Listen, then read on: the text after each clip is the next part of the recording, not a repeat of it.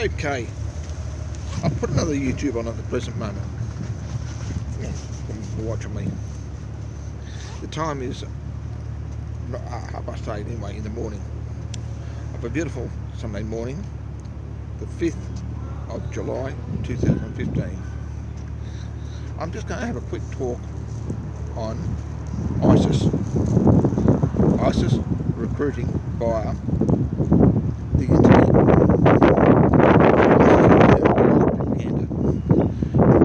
Now, before I start too much of the propaganda it's using and what it's using at the present moment, I'll go back into history and talk a little bit about what Joseph Goebbels used and what Ed Bernays used in World War II.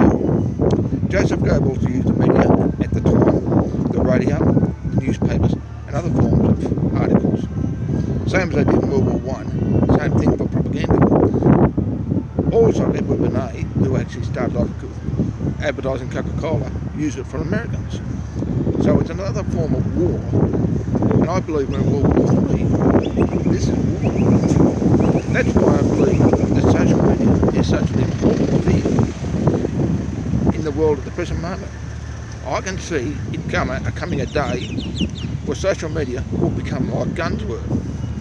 Back in the 1960s and 70s, when I was a young yappy chappy, guns were available to anyone. Farmers could have a gun.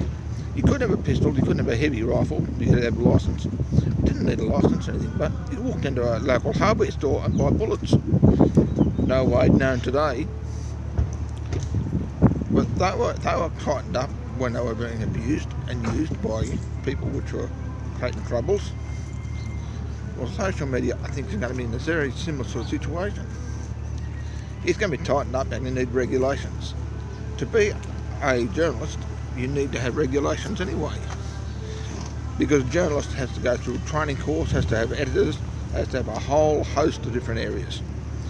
Well, I blog myself, I blog all the time, I put YouTube on all the time. At the moment, I don't need anyone, any form of control. So control on social media doesn't exist. People go haywire.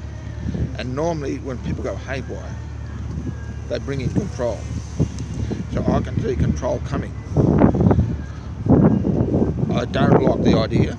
It's going to take away our freedoms, but that's what Agenda 21 is about. That's what the New World Order is about.